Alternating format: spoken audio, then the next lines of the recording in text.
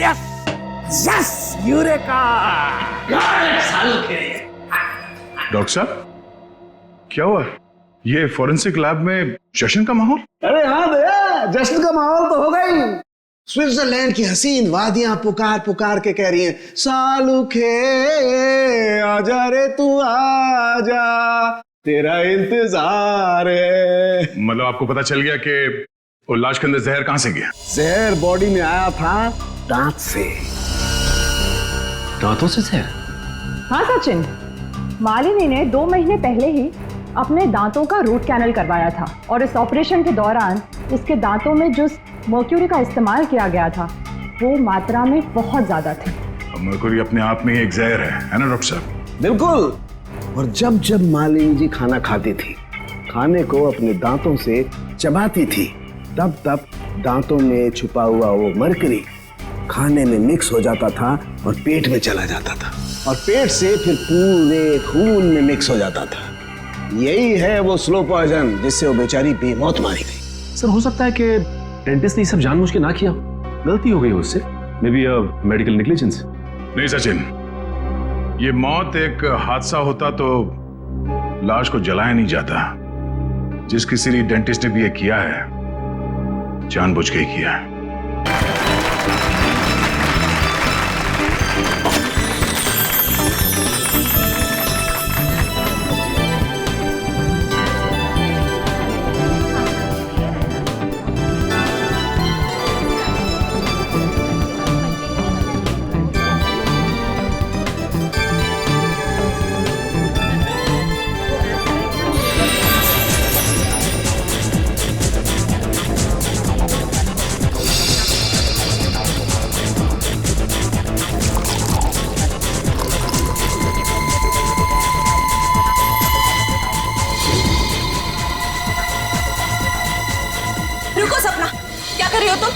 कुछ नहीं, सासू माँ को जूस दे रही हूँ।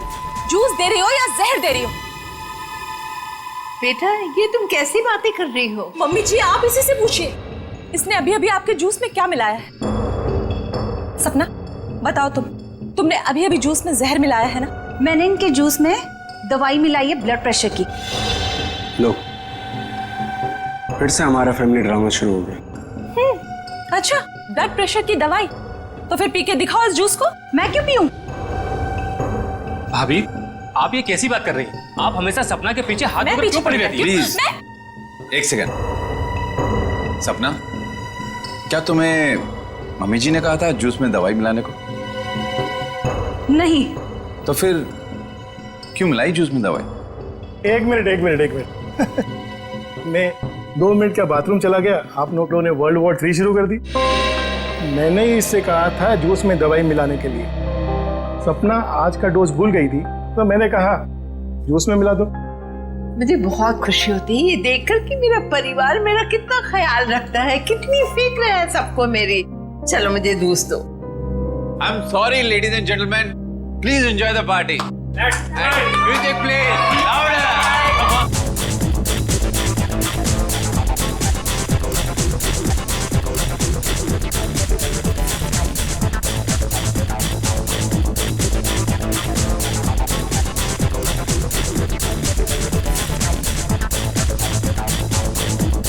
नमस्ते। नमस्ते। मैं कैसे हैं आप? मैं बिल्कुल ठीक हूँ, आप कैसे हैं? बस मैं ठीक। आप कुछ ले नहीं रहे हैं?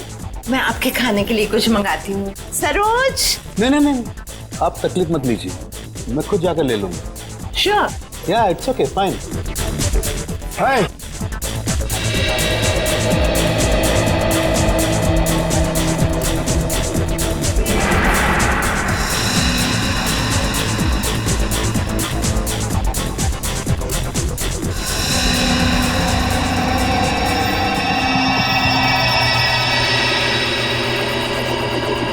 आनंद।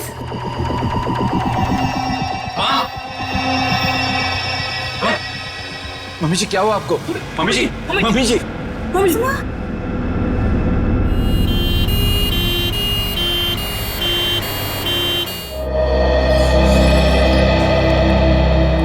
आइए सर, नमस्ते। मेरा ही नाम अहम है सर। मैंने आप लोगों को फोन किया था। अच्छा, अब कैसी है तुम्हारी मम्मी? डॉक्टर से इलाज कर रहे हैं सर, पता नहीं क्या होगा। घबराओ नहीं, सब ठीक हो जाएगा। जिस किसी ने मेरी माँ को मारने की कोशिश की है ना, उसको आप छोड़ना मत। एक बात बताओ अहम, क्या तुम्हें किसी पर शक है? मेरा मतलब है कौन कर सकता है ये तुम्हारी मम्मी के साथ? मुझे तो सभी पर शक है सर।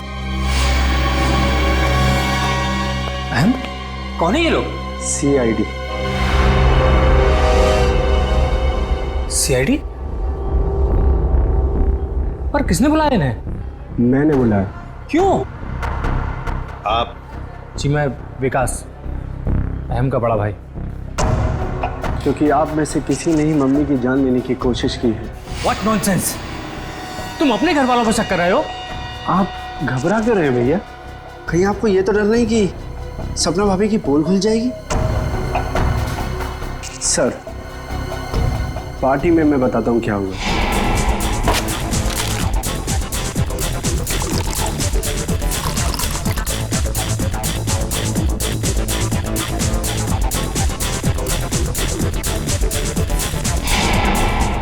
तुम्हारी सपना भाभी पर शक है तुम्हें? Yes sir. सपना कहाँ है? सपना हॉस्पिटल नहीं आई, वो घर पर ही है। वैसे आप कौन है? जी मैं काव्या। हमारी भाभी है सर। सर, अहम बच्चा है, ये आप लोगों को बहका रहा है सर। विकास जी, हम CID वालों को कोई बहका नहीं सकता, समझे? कहाँ है आपकी मम्मी? मम्मी ऊपर ICU वार्ड में है।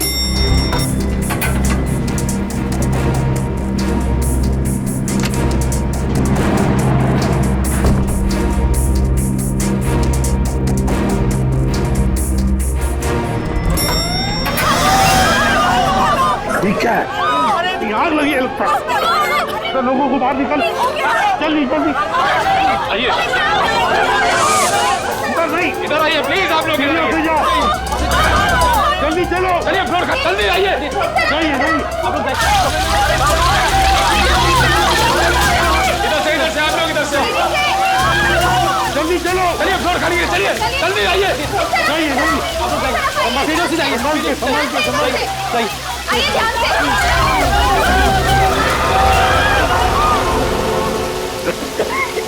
दुष्यंत, ये कोई आग वाला धुआं नहीं है, इसकी गंदी कुछ अलग है। ये धुआं किसी और चीज का है, किसी केमिकल का।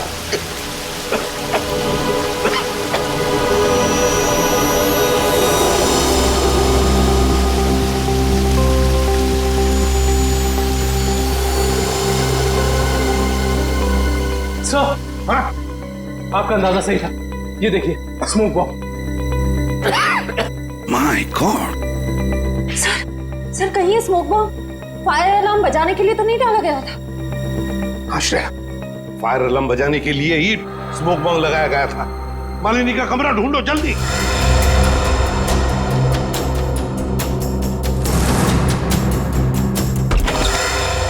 अरे, बेड तो खाली है। ये मालिनी जी कहाँ चली गई होंगे? ऐसा लगता है मालिनी जी जान खतरे में है। स्टाफ को बुलाओ, हॉस्पिटल के वार्ड में से एक मरीज गायब होता है और किसे कुछ पता नहीं। वाह! हम भी क्या करते साहब, जब हॉस्पिटल में भगदड़ मची तो हम अपनी जान बचाने के लिए यहाँ से भाग गए। क्या तुम लोग जान बचाने के लिए भागे, मरीज को ऐसे ही छोड़कर? शर्म नहीं आई तुम्हें? सर, ये अचानक कैसे हुआ पता भी नहीं चला। हम मालिनी जी के परिवार वालों को बताने ही वाले थे कि उनकी मौत हो गई है। पर क्या उनकी मौत हो चुकी है? जी सर, इसका मतलब किसी ने मालिनी जी की लाश को गायब किया है। और सर, ये काम किसी हॉस्पिटल के बाहर वाले का नहीं हो सकता। सर, आपसे एक रिक्वेस्ट है, ये बात आप अपने तक ही रखिएगा। अगर मीडिया वालों को मालूम पड़ा तो हमारी इज्जत और हॉस्पिटल की इज्जत मिट्टी में मिल जाएगी। सर चुप रहिए प्लीज, सर प्लीज चुप रहिए प्लीज। लाश गायब हुई है हॉस्पिटल से और आपको अपनी और इस हॉस्पिटल की इज्जत की पड़ी है। हाँ? एक बात ध्यान से सुन लो, तुम्हारे इस हॉस्पिटल का एक एक दरवाजा, एक एक खिड़की अभी इसी वक्त बंद चाहिए। मुझे एक चिड़िया तक बाहर नहीं जानी चाहिए, समझे? जी सर। सुना तुमने? गो इमीडिएट। दुष्यंत, हॉस्पिटल का कोना कोना छान मारो, कहीं तो छुपा के रखी होगी मालिनी की लाश को, कहीं तो। हाँ।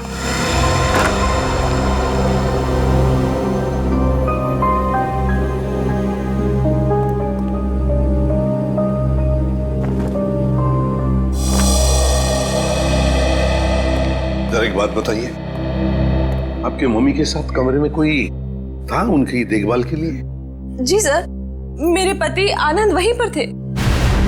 आप मम्मी के साथ थे? तो फिर ये सब हुआ कैसे?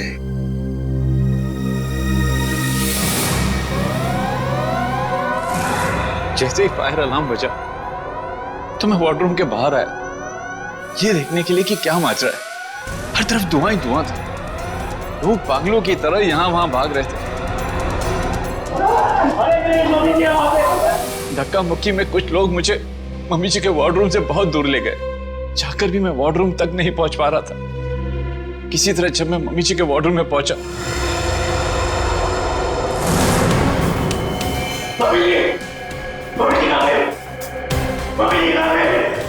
तो मम्मी जी वहां पे थी ही नहीं। सर प्लीज प्लीज मम्मी जी को ढूंढ निकाली।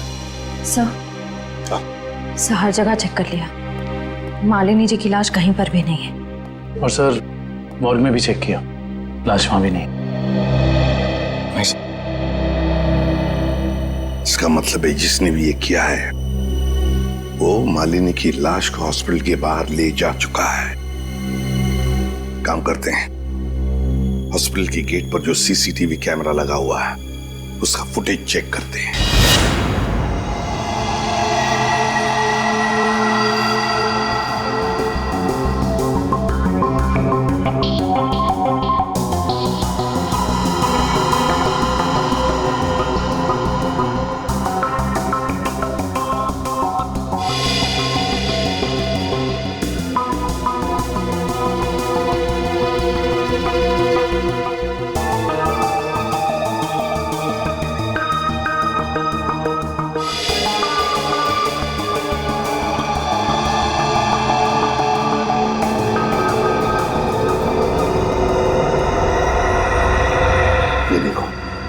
एक झटके में गाड़ी रिवर्स हो गई और हॉस्पिटल के बाहर भी निकल गई।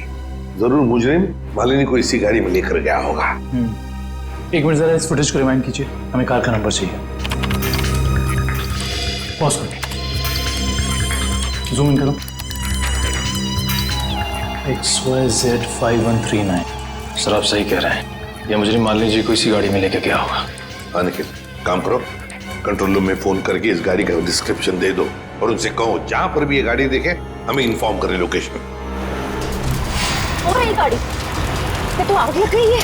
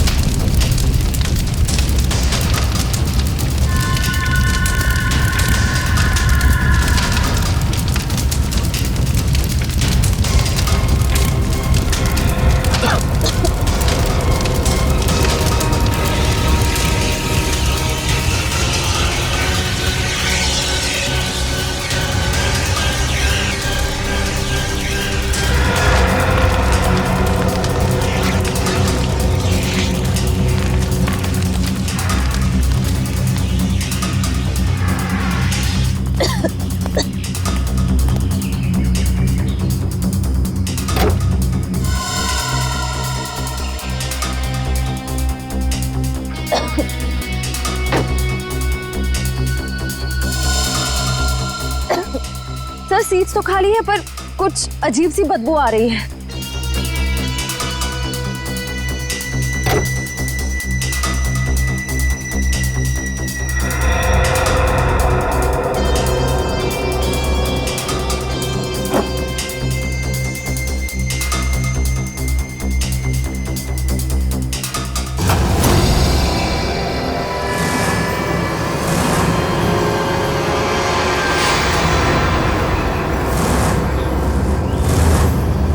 सर ये लाश तो जल चुकी है। शायद सबूत मिटाने के लिए उन्हीं ने मालिनी जी की लाश को जला दिया। आप इतने यकीन से कैसे कह सकते हैं कि ये लाश मेरी माँ की है? इसका चेहरा तो बुरी तरह जल चुका है। देखिए,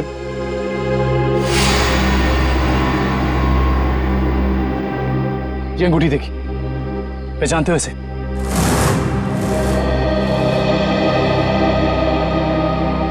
तो मेरी माँ की अंगूठी।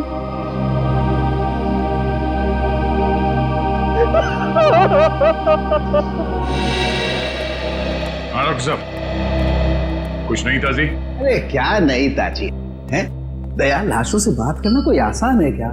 और लाश भी जली हुई हो और मुश्किल हो जाती है ना। आप तो हमेशा कहते थे कि सालुंकी के लिए कोई काम मुश्किल नहीं है, वो तो नहीं दया, खूनी ये सोचता था कि लाश को जला देगा तो हमारा इन्वेस्टिगेशन शुरू होने से पहले ही अटक जाएगा, हमारी नैया बीच भंवर में अटक जाएगी। तो इस अटकी हुई नाव को बाहर निकालिए ना सर। हैं? आप कुछ ना कुछ रास्ता तो निकाल ही लेंगे आप। आपको पता है फ्रेडी आपके बारे में क्या बता रहा था? फ्रेडी क्या कह रहा था मेरे बारे में? नहीं, ऐसा कुछ खास नहीं। वो कह रहा था कि डॉक्टर सालुंकी की उम्र हो गई। अब बहुत ज्ञान है आपको। हाँ देखो दया, जो लोग मेरे संन्यास लेने के बारे में सपने देख रहे हैं ना, उन्हें जाके बोल दो अपनी नींद से जाग जाए। मैं संन्यास नहीं लेने वाला हूँ ना, मैं तो इस केस को सॉल्व करने के बाद स्विट्जरलैंड जाने वाला हूँ। कहाँ जाने वाला हूँ? स्विट्जरलैंड। एग्जैक्टली। हम भी चलेंगे आपके साथ स्विट्जरलैंड, पर पहला कदम तो उठाइए इस केस को सुलझाने की ओर। पहला कदम तो उठ चुका है भाई। अच्छा, ये देखो, ये देख लो, ये क्या? ये सर बॉडी जलने की वजह से हो गया है? जी नहीं, ये बॉडी को फिनाइल से धोने की वजह से हो गया। क्या? इस लाश को फिनाइल से धोया गया? हाँ, खूनी ने लाश को अस्पताल से गायब करने से पहले उसको फिनाइल से अच्छी तरह से धोया ताकि लाश का केमिकल कंपोजिशन ही बदल जाए। खूनी ने हर कदम इसी मकसद से रखा है ताकि हमारे रास्ते में ज्यादा से ज्यादा कठिनाइयां आ सके। इस लाश को पहले फिनाइल से धोया और फिर इसे आग लगा दिया? जी हाँ। और सबसे पहले क्या जलाए? सबसे पहले जलाए बाल, क्योंकि बालों में सबसे ज्यादा और सबसे पहले असर होता है जहर का। सर काव्या ने बताया था ना कि शायद जहर सपना ने दिया है मालिनी जी को। हाँ, इसीलिए तो जला दिए ना भैया, सबसे पहले बाल, क्योंकि जहर दिया था। मतलब ये सब सपना का ही काम है।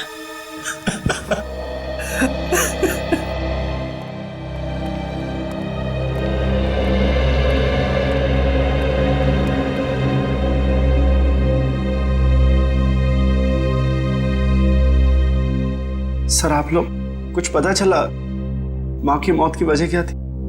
जी नहीं, मगर बहुत जल्द पता चल जाएगा।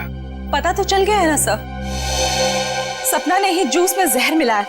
बस कीजिए भाभी, इनफ। हर चीज की खाद होती है। डॉक्टर साहब आप बताइए ना इन्हें। देखिए, मैं इनका फैमिली डॉक्टर हूँ। सपना ने जूस में ब्लड प्रेशर की दवाई मिलाई थी, जो मैंने ही उसे कहा था। ओह अच्छा। अच्छा एक बात बताइए, क्या लगता है आप लोगों को कौन कर सकता है ये? कौन मार सकता है आपकी माता जी को? मैं कुछ कहना चाहूँ। आप? जी सर, ये हमारे परिवार के वकील हैं, मिस्टर संजीव। संजीव जी, कहिए संजीव जी, क्या कहना चाहते हैं आप? देखिए सर, मुझे शक तो नहीं है। हाँ, मगर पार्टी के बाद मालिनी जी मेरे साथ एक मीटिंग करना चाहती थी। मालिनी जी आपके साथ मीटिंग करने वाली थी? किस सिलसिले में? अपनी वसीयत बदलने के सिलसिले में। वसीयत बदलना चाहती थी? अच्छा। मीटिंग ही नहीं हो पाई क्योंकि अचानक इनकी तबीयत खराब हो गई। अच्छा संजीव जी, ये बताइए, अभी जो वसीयत है जो मालिनी जी बदलना चाहती थी, क्या है उस वसीयत में? कुछ बता सकते हैं आप? सर, इस वक्त जो वसीयत है उसके हिसाब से आधी जायदाद मिस्टर आनंद के नाम पे है और बाकी बची हुई आधी जायदाद दोनों भाइयों के नाम पे है। वकील साहब ये बताइए कि ये जो नई वसीयत है वो क्या होने वाली थी? सर यही तो सब डिस्कस होना था, इससे ज्यादा मैं कुछ नहीं जानता। मालिनी जी की अचानक तबीयत बिगड़ गई और मीटिंग हो नहीं पाई। दुष्यंत, पता लगाना पड़ेगा मालिनी जी अगर वसीयत बदलती तो किसका फायदा होने वाला था और किसका नुकसान। अरे आओ आओ, भैया समझो केस सॉल्व हो गया। क्या बात है सर, लगता है लाश से कोई बड़ी जानकारी निकाल ली आपने। भैया जनाब, पार्टी में मालिनी जी के कान से खून बह रहा था ना। हाँ, उसकी वजह पता चल गई आपको? जी हाँ, उसकी वजह थी दया साहब जहर जिसने ऑरल ट्रैक्ट को यानी कि कान के इस हिस्से को बिल्कुल तबाह कर दिया, बर्बाद कर दिया। देखो, तो जहर की वजह से नस फट गई और कान से खून बहने लगा। और इतना ही नहीं, इनके खून में से हमें बहुत ज्यादा मात्रा में नाइट्रोजन के कंपाउंड्स भी मिले। और तो और इनकी किडनीज में से हमें बढ़ी हुई मात्रा में पोटेशियम और मैग्नीशियम मिला है। और ये सारी चीजें सिर्फ एक ही तरफ इशारा करती हैं, जहर। सर फिर तो हमें सपना को गिरफ्तार कर लेना चाहिए। नहीं, यहीं पर कहानी में जरा सा ट्विस्ट है। भैया, इनको जहर तो जरूर दिया गया था, लेकिन वो स्लो पॉइजन था, धीमा जहर, जो कोई 1.5-2 महीने से लगातार हर रोज इन्हें दिए जा रहा था। इसलिए जूस में तो जहर होने का सवाल ही नहीं। और ये जहर किस चीज के जरिए दिया जा रहा था? खाने पीने के साथ? यार दया, ये गुत्थी थोड़ी सी उलझी हुई है। बट व्हाई फियर व्हेन सानू केस हियर?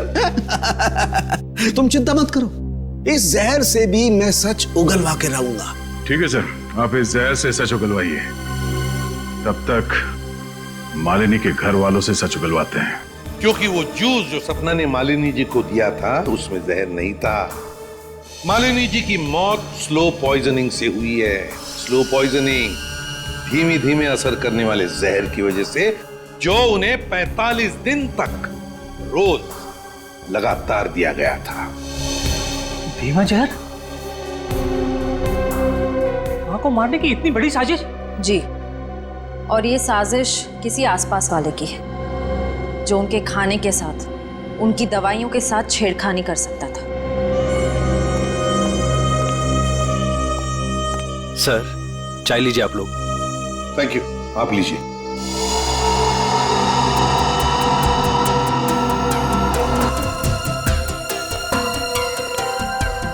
एक मिनट, मैं पी लूं।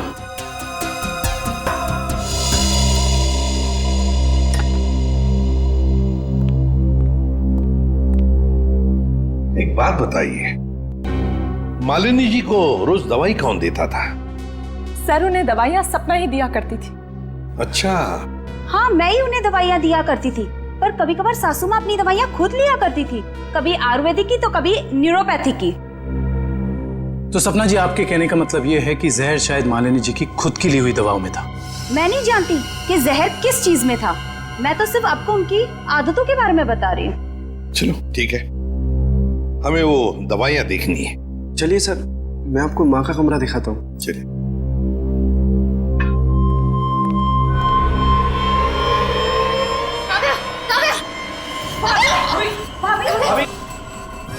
भाभी क्या हुआ आपको? भाभी सांस लेने में दिक्कत हो रही। सुरेश, पानी लाओ।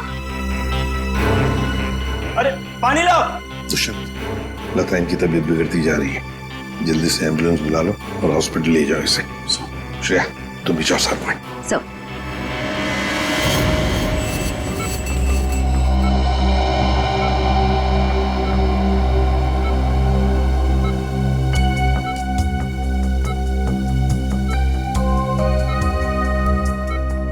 जी डॉक्टर साहब, कैसी तबीयत है काव्या की और हुआ क्या है इन्हें? फिलहाल तो हम इनके बेहोशी की वजह समझने की कोशिश कर रहे हैं, बट डोंट वरी, खतरे का कोई निशान दिखाई नहीं दे रहा। इन्हें जल्दी होश आ जाना चाहिए। Thank God. वैसे भी सासू माँ के मौत के सदमे के बाद हम उभर नहीं पाए। कम से कम काव्य भाभी को कुछ नहीं होना चाहिए। डॉक्टर साहब, इन्हें जैसी होश है हमें बता दीजिएगा। या श्योर, थैंक यू।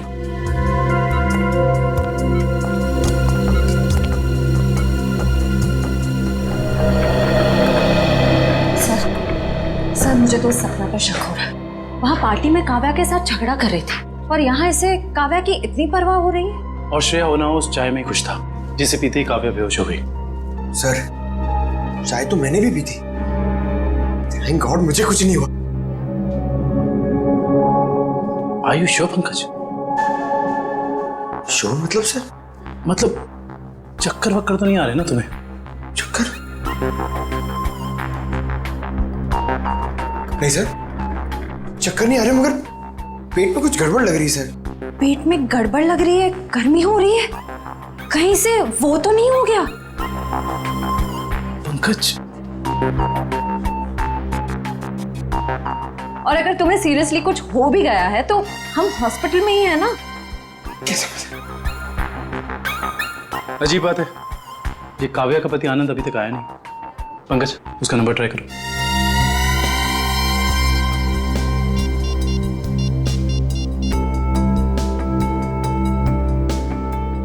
सर उसका फोन बंद आ रहा है। सर कहीं आनंद ने तो काव्या को चाय में जहर नहीं पिला दी? हो सकता है पंकज। सर अगर चाय में जहर था तो हो सकता है कि नौकर भी शामिल हो। सर क्या कहा डॉक्टर ने, क्या हुआ काव्या को? सर डॉक्टर के मुताबिक काव्या की चाय में जहर था और पंकज रिपोर्ट से ब्यूरो हो गया है। काव्या की चाय में जहर था? सुरेश,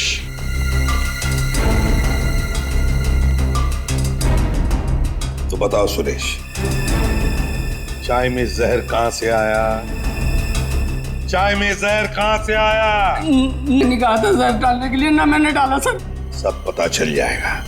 एक बात बताओ, जब तुम चाय लेकर आए थे तो चाय कहीं पर रख दी थी और कुछ दूसरे काम के लिए गए थे? हाँ साहब, याद आया। मैं सुबह जब चाय लेकर आ रहा था तो आनंद साहब ने मुझे कुछ खाने के लिए लेकर आने को कहा। अरे सुरेश, सिर्फ चाय? कुछ नाश्ता भी ले जाओ, कल रात से किसी ने कुछ भी नहीं खाया। जाओ। जी साहब।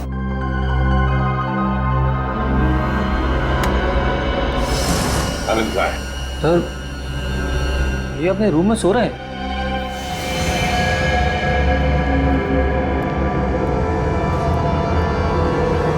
कहाँ है आनंद? आनंद तो है ही नहीं कमरे में। पता नहीं सर, अभी तो भैया यहीं सो रहे थे। फोन करके बुलाओ।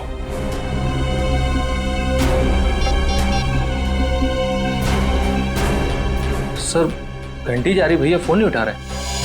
घंटी बज रही है पर भैया फोन नहीं उठा रहे हैं। सर जब सुरेश चाय लेके आया था सर बिस्किट तो था ही नहीं। और तो और सर जब चाय आई तो वहां पे आनंद भी नहीं था, तो आनंद को पता कैसे चला कि कौन सा कप किसके हिस्से में जाने वाला है? हाँ वाकई, आनंद तो वहां था ही नहीं चाय पीने के लिए। जब ये सुरेश सबके लिए चाय लेकर आया था तो सारे के सारे चाय के कप एक जैसे ही थे। उसमें एक मग था, मग बड़ा सा, जो काव्या ने उठाया था। तो हो सकता है वो काव्या का खास मग हो जिसमें वो हर बार चाय या कॉफी पीती हो। हाँ सर। और ये बात आनंद को मालूम थी। हेलो एसीपी साहब, मैं डॉक्टर सुमित। हाँ डॉक्टर सुमित, बोलिए। एसीपी साहब आप जल्दी चले आइएगा, मुझे आपको कुछ जरूरी बात बतानी है। क्या हुआ डॉक्टर सुमित? ये काव्या तो ठीक है ना? हाँ वो ठीक है, मैं आपको फोन पे नहीं बता सकता, आप यहाँ जल्दी चले आइएगा। हेलो, लगता है बहुत बड़ी गड़बड़ हुई है हॉस्पिटल में। Let's go. लिस्ट बना के दोबारा से डिटेल मुझे दे देना, ठीक है? बाकी सब मैं देख लूंगी। डॉक्टर सुमित कहाँ मिलेंगे? सर उन्हें तो आईसीयू में भर्ती किया है। डॉक्टर सुमित को आईसीयू में भर्ती किया है? क्यों? सर एक बहुत बड़ा हादसा हो गया। डॉक्टर सुमित अपने कैबिन में खून में लथपथ मिले सर, और उनके सर पे बहुत गहरी चोट आई है। माय गॉड, क्या मिल सकते हैं उन्हें? फिलहाल तो नहीं सर, वो कोमा में हैं। होश में कब आएंगे नहीं पता। दुष्यंत, जरूर ये वही मुजरिम है जो ये सब कर रहा है। वो अभी भी हॉस्पिटल में ही है, पहले मालिनी के साथ और अब डॉक्टर सुमित के साथ। काव्या सर, कहीं उस मुजरिम का अगला निशाना काव्या तो नहीं? काव्या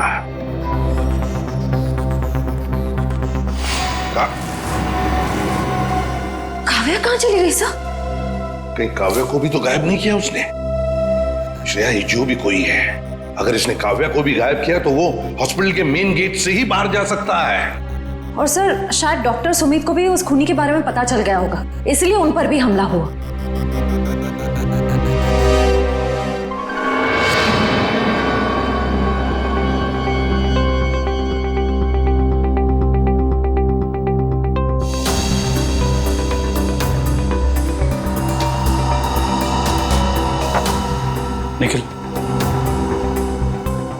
शायद डॉक्टर सुमित यहाँ फोन पर बात कर रहे थे और फिर पीछे से कोई आया और जोर से उनके सर पर वार किया और वो यहाँ नीचे गिर गए। हाँ साहब, डॉक्टर साहब के सिर के पीछे चोट आई है। अच्छा, हादसे के बाद डॉक्टर सुमित के केबिन में कितने लोग आए थे? सब 4-5 जन आए थे उनको आईसीयू में ले जाने के लिए। सर, आनंद का अभी तक कुछ पता नहीं चला है। कहीं इस सब के पीछे उसी का हाथ तो नहीं? ये आनंद ही कुछ गड़बड़ है, कुछ न कुछ तो गड़बड़ जरूर है इस आनंद में। आइए सपना जी, आइए। कहाँ गई थी आप? वो मैं काव्या की रिपोर्ट्स लेने गई थी गैस्ट्रोलॉजिस्ट डिपार्टमेंट के पास। क्या हुआ? वहां से एक रिपोर्ट लाने में इतना वक्त? लाइन बहुत लंबी थी, मगर क्यों? क्या बात है? काव्या कहाँ है? काव्या गायब है, समझिए आप? क्या? सर ये ब्लड सैंपल्स तो ले लिए, लेकिन सर क्योंकि बाकी लोग डॉक्टर साहब के कैबिन के अंदर चले गए थे, इसलिए सारे जरूरी सबूत मिट गए। और यहाँ पे काव्या गायब है ना दुष्यंत? ये किसी एक आदमी का काम नहीं, ये जो भी कर रहा है ना उसका कोई साथी है। एक इनके परिवार में से कोई और दूसरा इस हॉस्पिटल में से कोई।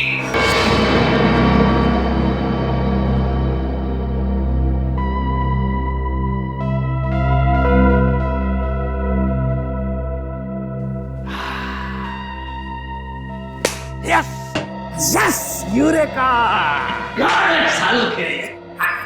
डॉक्टर साहब, क्या हुआ? ये फॉरेंसिक लैब में जश्न का माहौल? अरे हाँ भैया, जश्न का माहौल तो होगा ही। स्विट्जरलैंड की हसीन वादियां पुकार पुकार के कह रही हैं, सालुखे आजा रे तू आजा, तेरा इंतजार है। मतलब आपको पता चल गया कि वो लाश के अंदर जहर कहां से गया? जहर बॉडी में आया था दांत से। दांतों से जहर? हाँ सचिन, मालिनी ने 2 महीने पहले ही अपने दांतों का रूट कैनल करवाया था और इस ऑपरेशन के दौरान इसके दांतों में जो मर्क्यूरी का इस्तेमाल किया गया था वो मात्रा में बहुत ज्यादा थी। मर्क्यूरी अपने आप में एक जहर है ना डॉक्टर साहब? बिल्कुल। और जब जब मालिनी जी खाना खाती थी, खाने को अपने दांतों से चबाती थी, तब तब दांतों में छुपा हुआ वो मर्क्यूरी खाने में मिक्स हो जाता था और पेट में चला जाता था और पेट से फिर पूरे खून में मिक्स हो जाता था। यही है वो स्लो पॉइजन जिससे वो बेचारी बेमौत मारी गई। सर, हो सकता है कि डेंटिस्ट ने ये सब जानबूझ के ना किया, गलती हो गई उससे, मे बी मेडिकल नेग्लिजेंस। नहीं सचिन, ये मौत एक हादसा होता तो लाश को जलाया नहीं जाता। जिस किसी डेंटिस्ट ने भी ये किया है जानबूझ के ही किया है। वकील साहब, जैसा कि आप जानते हैं कि हमारी माँ अपनी वसीयत बदलवाना चाहती थी। जी हाँ। मगर वो ऐसा कर नहीं सकी, तो ऐसी स्थिति में क्या हमारा बंटवारा पुरानी वसीयत के हिसाब से होगा? दरअसल बात यह है कि मैं और आपकी माताजी। वकील साहब आप, डॉक्टर साहब आप भी? मैं तो सिर्फ ये पूछने आया था कि क्या आपकी माताजी ने कभी अपने दांतों का इलाज करवाया था 1.5-2 महीने पहले? नहीं सर, उन्होंने कभी मुझे तो नहीं, उन्होंने कभी हमें इस बारे में कुछ नहीं बताया। डॉक्टर साहब आप तो फैमिली डॉक्टर हैं, आपको तो पता होगा। मुझे भी कभी उन्होंने इस बारे में कुछ नहीं कहा। दुष्यंत, काम करो, घर की अच्छी तरह से तलाशी लो, शायद कुछ मिल जाएगा। और निखिल, घर में जितने भी नौकर हैं सबको ऊपर बुलाओ, लेकर आओ। एक बात बताओ, क्या तुम में से कोई जानता है कि मालिनी जी ने अपने दांत का इलाज करवाया था किसी दांत के डॉक्टर के पास 1.5-2 महीने पहले? सब एक दिन अचानक मालकिन के दांतों में दर्द हुआ तो उनका ड्राइवर उन्हें डेंटिस्ट के पास लेकर गया था।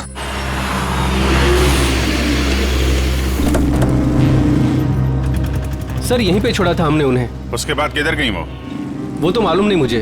ठीक है, आसपास जितने भी डेंटिस्ट है ना सब चेक कर लेते हैं, तुम लोग उधर देखो।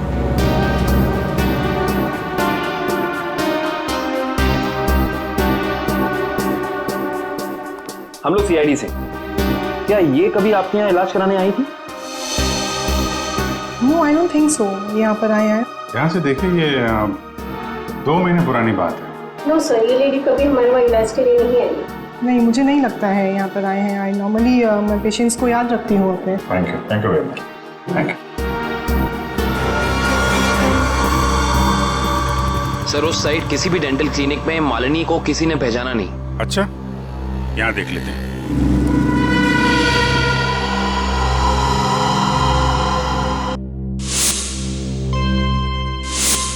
सीआईडी वाले आ गए। तुम्हें मालूम है ना तुम्हें क्या करना चाहिए?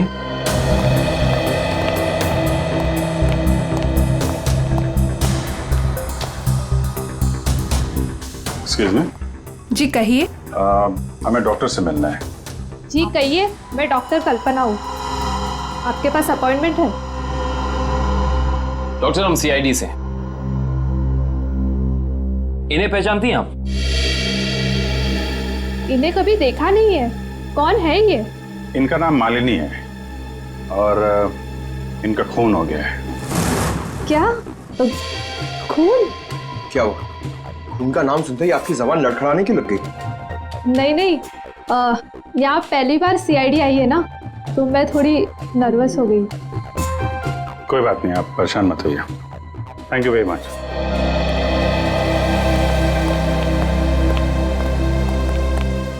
अरे सर, आप लोग अभी तो आए, इतनी जल्दी जा रहे हैं? डॉक्टर प्रतीक ने ठीक से इलाज नहीं किया क्या? डॉक्टर प्रतीक? यहाँ तो कोई लेडी डॉक्टर है ना? No lady, only gents, doctor Prateek. अच्छा।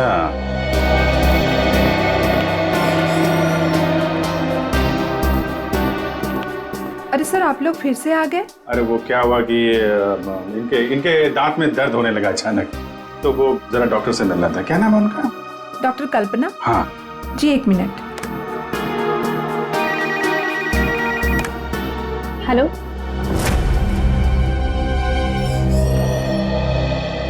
क्या हुआ सर? मेरे दांत में बहुत दर्द है, मगर मुझे एक जेंट्स डॉक्टर चाहिए। लेडीज डॉक्टर में वो शर्म आती है। नहीं, या तो मैं ही हूँ। लेकिन दीवार पे तो डॉक्टर प्रतीक का सर्टिफिकेट लटका हुआ है। ये नाम तो किसी लेडी का नहीं हो सकता ना? चेक कर लेते हैं एक बार। सर, कहाँ जा रहे हो आप? डॉक्टर प्रतीक। डॉक्टर प्रतीक।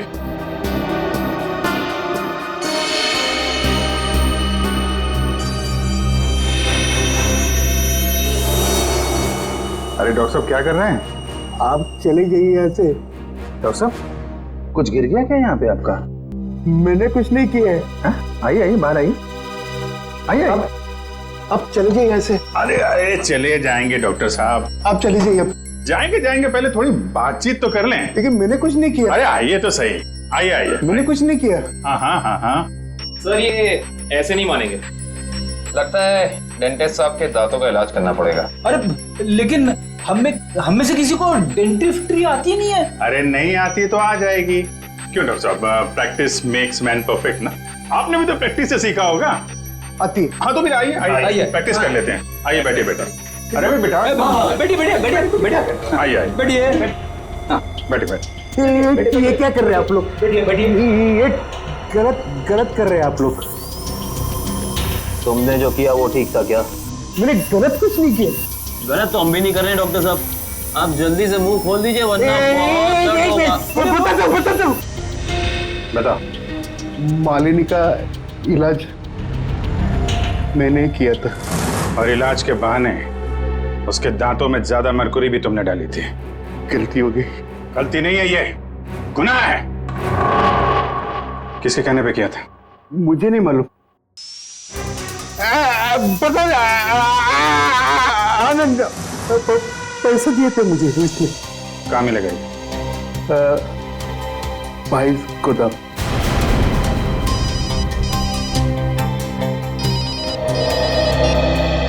हाँ डॉक्टर साहब के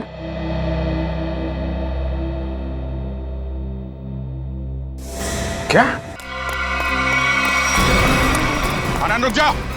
आनंद गोली चल जाएगी। आनंद रुको। आनंद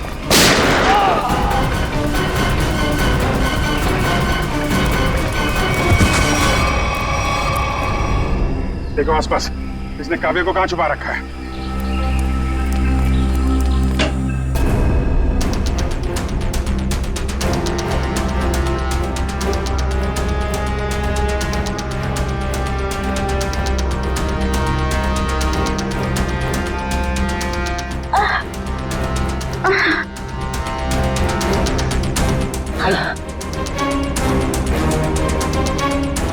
चलो।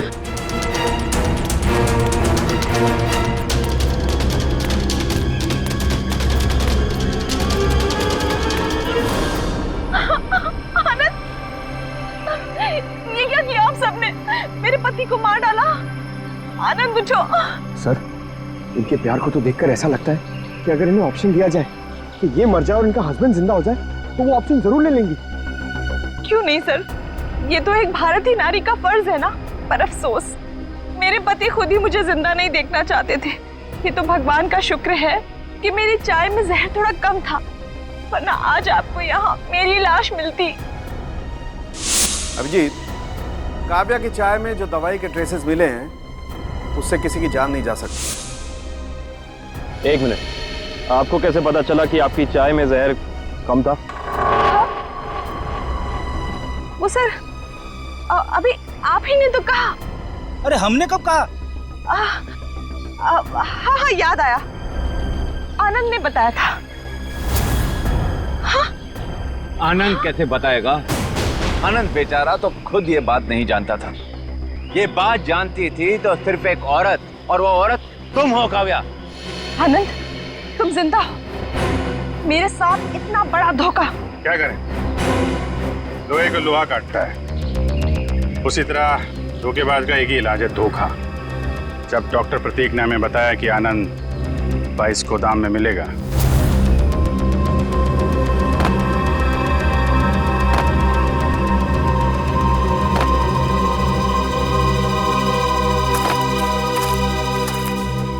तो हमने यहाँ पहुंचकर देखा कि वो बेचारा बंधा पड़ा है। उसके हाथ पांव खोले तो उसने अपनी आप बीती सुनाई।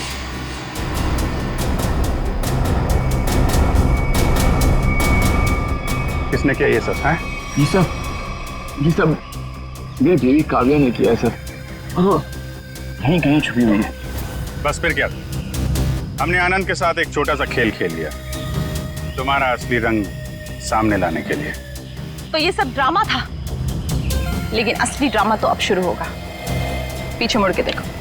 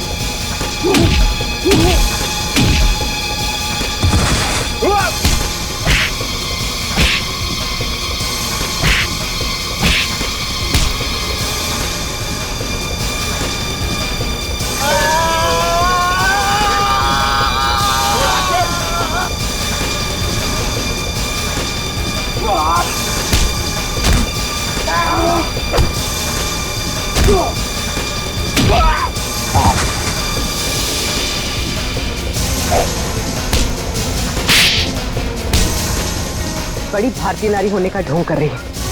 तुम जैसी नहीं होती भारतीय नारी।